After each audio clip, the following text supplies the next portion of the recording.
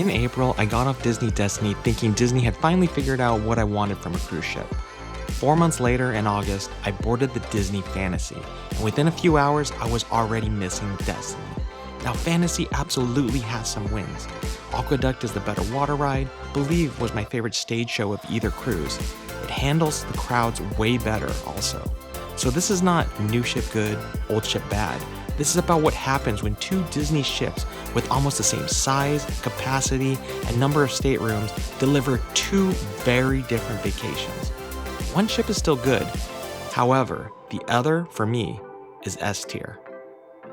This is Park vs. Park, where I compare vacations, rides, resorts, and experiences to figure out which ones are actually worth your money. For this first ship versus ship on Park vs. Park, it's Disney Destiny versus the Disney Fantasy. I sailed these cruises just 4 months apart. The cruises were the same number of nights with essentially the same itinerary, so I had a completely clean comparison. I'm looking at the food, entertainment, family experience, rooms, service, ship design, and most importantly, which one is actually worth the money. I will be using the Park vs. Park scale, where S is world class, A is excellent, B is good and recommended, C is average, D is below average, and F means avoid. Beating the other ship does not automatically earn a good grade, and if you like reviews where Disney does not automatically equal amazing, hit like and subscribe to Park vs. Park. So let's talk first about how Disney Destiny set the bar. The first thing Destiny did was give me an identity I could completely understand: heroes and villains. I think that's one of Disney's best ideas for a ship because it gives them permission to move from Black Panther and Doctor Strange to Cruella and Haunted Mansion without the whole thing feeling like an IP yard sale. The heavy Marvel lean worked for me too. Marvel is everywhere now. I was half expecting Iron Man to start selling DVC memberships, but on the Destiny it belongs. The ship is built around power, spectacle, heroes, and villains, so Marvel feels like part of the idea instead of something pasted on top. And the Grand Hall sells it immediately. The chandelier, the lighting, the artwork, the way the room changes when a show starts. I kept noticing details instead of just walking through. Then we got to our room, and this is where Destiny started winning with the little things instead of big marketing claims. The cabins aren't dramatically larger than Fantasy. The difference is that Destiny feels like Disney took the old family cabin formula and finally updated the parts that were annoying. The storage was better, USB was actually where it needed to be, the charging setup made sense, and in the shower, Destiny gives you a real glass door instead of a curtain.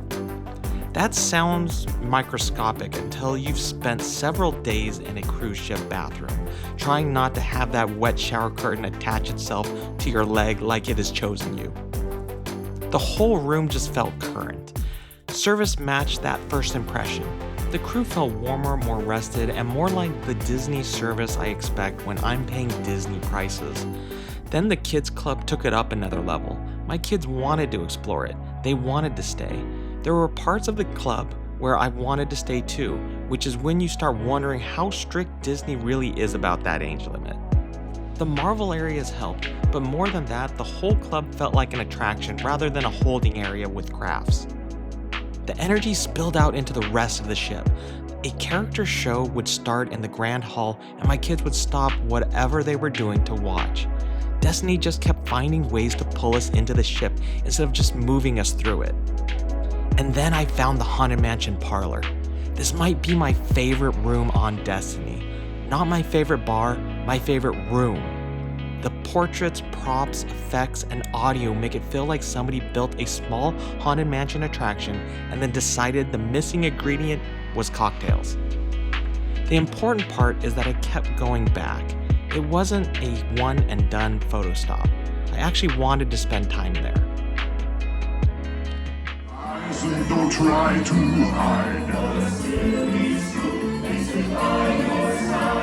Shrouded in black disguise. Grim ghost out is so Then dinner started, and and Destiny kept the momentum going. 1923 was excellent. Worlds of Marvel was fun without asking me to forgive the food just because there were screens in the room. Even the kids' meal felt better thought out.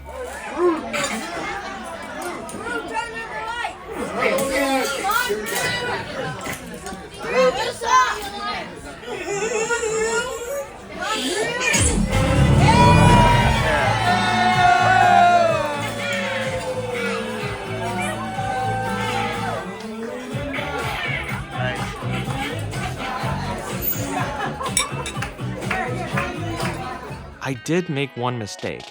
I missed Pride Land's Feast of the Lion King because that was my night at Enchante. Enchante was excellent. The room was beautiful, the food was refined, and the whole experience felt properly special. But knowing what I know now, I would not book it if it meant missing one of Destiny's main dining experiences. That's the catch. On most cruise ships, especially dining is the upgrade. On Destiny, the rotational restaurants are part of what makes the ship interesting in the first place. I missed Pride Land's Feast of the Lion King for Enchante, and even though Enchante was great, I still wish I'd seen the Lion King. My advice is simple. Do Enchante if you can fit it around your rotational dining, but don't replace your chance to experience one of Destiny's main restaurants with it. That's not a knock on Enchante, it's actually a compliment to how strong Destiny's included dining is. Quick food was strong too. Mickey's Smokehouse Barbecue became a repeat stop, and the fries were actually crispy, and finding something the kids wanted was easy. The main theater shows were good, not unbeatable. Hercules was fun, and I liked Destiny's version of Frozen, but the ship's biggest entertainment strength was everything happening outside the theater. The Grand Hall could turn into a show space, characters would appear, and there was usually something worth stopping for as we moved around. Disney still gets sleepy late at night. Royal Caribbean can be going full blast at midnight, while Disney basically says, Mickey has work tomorrow. Everyone go to bed. But for the hours my family was actually awake, Destiny kept us busy. Up top, Aquamouse was fun, and the smaller pools actually worked better than I expected because there was usually somewhere else to go. But this is where Destiny's biggest flaw showed up. People. Lots of them. The elevators could be brutal, the hallways got busy, and the upper deck during fireworks was ridiculous. Destiny is about 11% higher in gross tonnage than Fantasy, and gross tonnage, despite the name, is not weight. It basically means standardized measure of enclosed volume. That extra volume does not automatically become extra elbow room for passengers.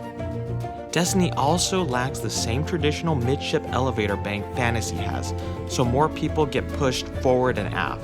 This is due to the large stage midship. Once I learned the ship though, I could work around it. It annoyed me, however it did not ruin the cruise. By the time I got off Destiny in April, I had a serious S-tier candidate. Then August came, and Fantasy finally got its turn. Boarding Fantasy 4 months later was when the contrast really hit me. Fantasy is attractive, it's elegant. I understand why people call the older Disney ships classic. But if you put me aboard Fantasy without telling me anything and ask me to guess the theme of the ship, I honestly don't think I could. Nice cruise ship, Disney characters, nautical elegance? That's about as specific as I could get. After heroes and villains on Destiny, Fantasy felt like Disney had decorated a cruise ship instead of giving it a point of view.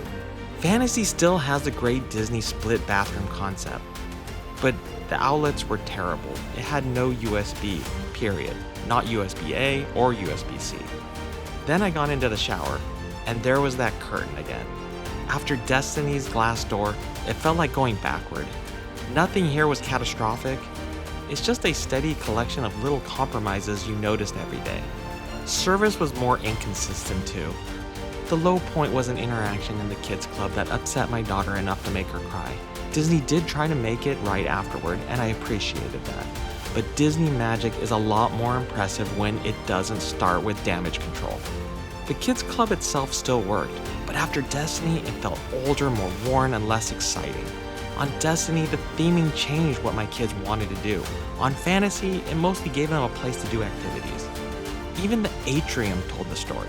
Fantasy could have live music playing, and my kids barely noticed. Destiny could start a character show, and then they were suddenly locked in. The lounges were another step down for me here. They weren't offensive, but they were very forgettable. I never found a fantasy equivalent to the Haunted Mansion parlor, somewhere I wanted to revisit because the room itself was part of the fun. Then we ate. This is where fantasy really lost ground. Royal Court is the one I'd skip. Enchanted Garden was worse, which is impressive because apparently this competition had a basement. Animator's Palette at least gave me a pretty good fillet, but even the Crush experience had broken screens when we were there.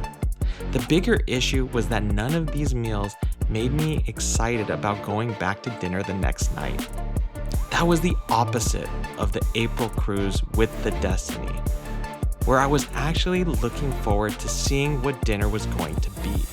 Casual food was also better in a couple of very specific ways. Fantasy's pizza was pretty good, and the self-serve soft serve was absolutely better than Destiny's staff setup. Walk up, make your cone, leave, it's all good. But outside of those wins, I kept getting bland, overcooked, stale, or soggy food. For example, I got soggy fries everywhere. Soggy Mickey waffle churros are not good. At some point I started wondering whether moist was a culinary theme Disney forgot to tell me about. And it happened in enough spaces that I stopped treating it like one bad plate. At this point, August was making my April cruise look better by the hour, but then the lights went down in the Walt Disney Theater, and the Fantasy finally threw a real punch. Believe was my favorite main show on either cruise. Aladdin was also really good. Yes, it reminded me heavily of the old Hyperion show at Disney California Adventure, but that's not an insult. That was a great show. If I rank the major productions, I have Believe first, Aladdin second, then Hercules, then Frozen. So pure theater goes to Fantasy, no argument from me. I also appreciated the Fantasy's big Buena Vista theater that felt like a real movie theater, unlike the small ones that were on the Destiny.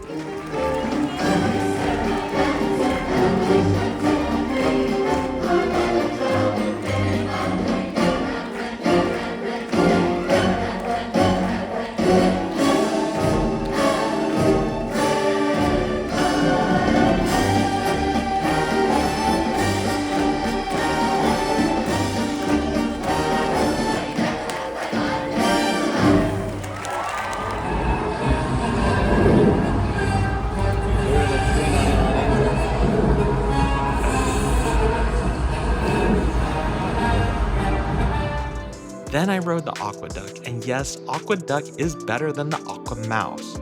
It's simply the more fun ride. It feels faster, the coaster itself is better, and it doesn't need a bunch of screens to convince me I'm having a good time. Where Fantasy clearly beats Destiny is crowd flow. The forward, midship, and aft circulation spreads people out better, and that open promenade gives you somewhere to move without constantly funneling through the same interior choke points. Destiny may be the bigger ship on paper, but Fantasy gave me more breathing room where I actually needed it. The weird part? I still check the map often on Fantasy. Destiny's elevator setup annoyed me. Fantasy's layout confused me even more. Neither one is a navigational masterpiece. And honestly, the best upgrade you can buy is a decent stateroom location, probably midship around deck 7. By the end of Fantasy in August, I understood the comparison much better than I had back in April. Fantasy gave me some genuinely good moments. Believe was excellent, Aqueduct is the better water ride, it handles crowds better.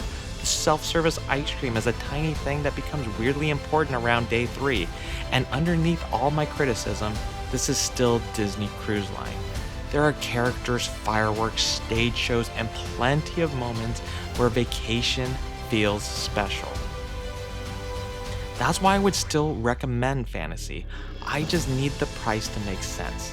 Destiny was different because the strengths were isolated moments. They kept connecting to each other. Heroes and villains gives the Grand Hall, Marvel, Haunted Mansion and kid spaces, and even the dining a common thread. The room felt newer, the food was stronger, and the ship kept giving us reasons to stay on board instead of treating it like transportation between ports. Fantasy is a good Disney cruise ship from another era. Destiny has a point of view. Now, I'm not rewarding Fantasy simply because it costs less. I'm asking whether the more expensive ship felt worth paying more. For me, absolutely. Fantasy was cheaper, but it felt like the less expensive product. Disney Destiny charged a premium and kept showing me where that premium went. So where does that finally leave us with the Fantasy? The Fantasy deserves a B tier. Good and recommended. B feels right. There are too many things I genuinely like to call this an average cruise ship. Believe is excellent, Aqueduct is great, the ship handles crowds well, and the core Disney cruise experience is still there. I would recommend Fantasy, but there's one big condition attached. The price needs to be meaningfully lower than Destiny. If those fares start getting close, I'm simply not picking Fantasy. Disney Destiny is S tier. World class, best I've experienced. This does not mean it's flawless. The elevators can be awful. Fantasy is easier to move around. Fantasy has the better water ride, and I take Believe over any Destiny's main stage productions. But those are individual wins. Destiny gave me the overall better cruise. Heroes and Villains is one of Disney's smartest creative decisions in years because it gives the whole ship a reason to exist beyond being the new one. Marvel brings the energy. Haunted Mansion gives it something strange and atmospheric. The Grand Hall keeps changing around you. Then the kids' spaces and dining take that same ambition and turn it into things my family actually wanted to do. It never felt like Disney had a pile of franchises and needed somewhere to put them. It felt like somebody had an idea for the ship and followed through with it.